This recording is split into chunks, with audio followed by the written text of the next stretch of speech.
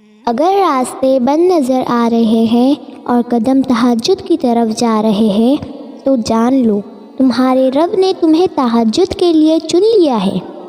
وہ محض اس لیے تمہاری نگاہوں سے راستوں کو اوجھل کر دیتا ہے تاکہ تم اسے منانے تہجد تک جاؤ۔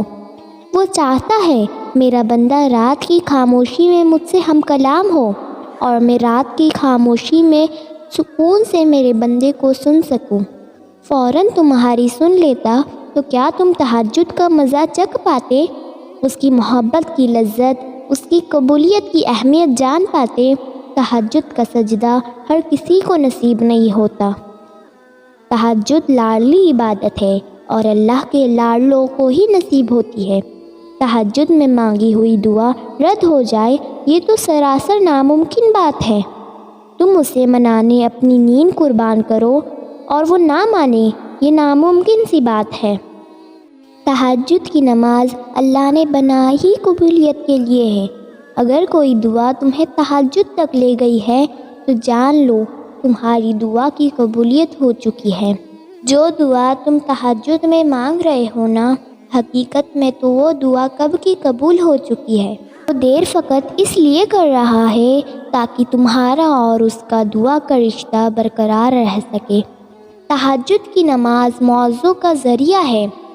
جب تمہارے سارے راستے بند نظر آ رہے ہیں وہ تب بھی ایک راستہ کھلا رکھتا ہے، وہ ہے تہجد کا راستہ۔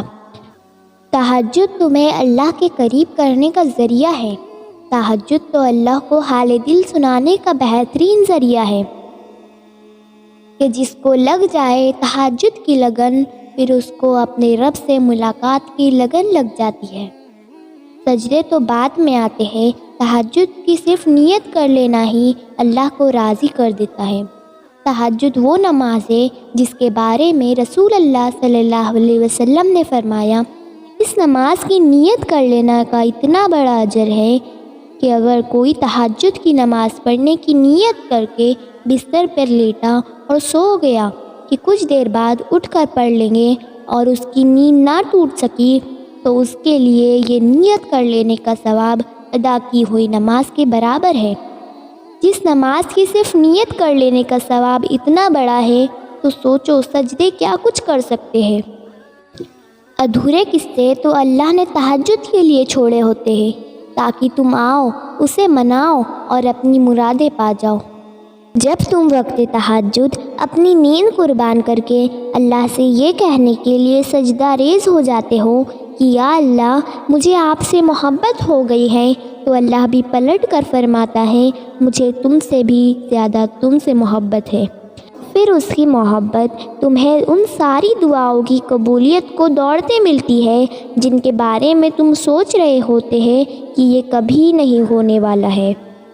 اللہ کی محبت تمہیں تہجد تک لے آتی ہے اور تہجد تمہیں معاوضوں تک۔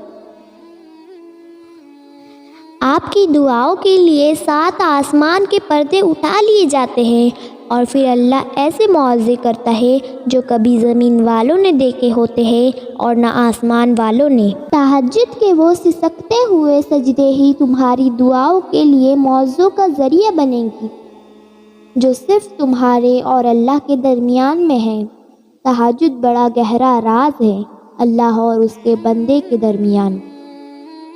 شاید اللہ نے اسے راز ہی رکھنا تھا، اس لیے تہجد کا وقت تب مقترب کیا جب ساری کائنات سکون کی نیند سو جاتی ہے اور پھر اللہ ان سے ملاقات کے لیے پہلے آسمان پر آ جاتا ہے جو اس سے ملنے کی تڑپ میں اپنی نیند توڑ کر آتے ہیں یا جو اس درد کے مارے سو ہی نہیں پاتے۔ اکثر ہم سوچتے ہیں کہ اللہ رہتا ہی دل میں ہے، تو پھر اس نے یہ کیوں کہا کہ میں رات کی آخری پہر آسمان پر تشریف لاتا ہوں اور پھر اپنے بندوں کو آواز لگاتا ہوں، ہے کوئی مجھ سے مانگنے والا جسے میں دے دوں، ہے کوئی مجھے پکارنے والا جس کی میں پکار کا جواب دے سکوں، ہے کوئی مجھ سے بخشش طلب کرنے والا جسے میں بخش دوں۔ ایسا اللہ نے اس لیے کہا ہے تاکہ تم تہجد کی اہمیت جان سکو۔ تم نماز کے ذریعے اللہ تک جاتے ہو، لیکن تہجد کی نماز وہ واحد نماز ہے جب اللہ تم سے ملنے کے لیے آتا ہے۔ تو پھر سوچو، اللہ نے تمہیں بے وجہ تھوڑی ملاقات کے لیے چنا ہوگا۔ کوئی تو بات ہوگی ایسی جو صرف تمہاری آواز سننے کے لیے دونوں جہانوں کو خاموش کر دیتا ہے، تاکہ صرف تمہیں سن سکے، تاکہ جب تم رو تو تمہاری بے بسی اللہ کے سوا کوئی نہ دیکھ سکے، تاکہ تم گڑ گڑاؤ تو تمہارے درد کا پردہ رہ سکے۔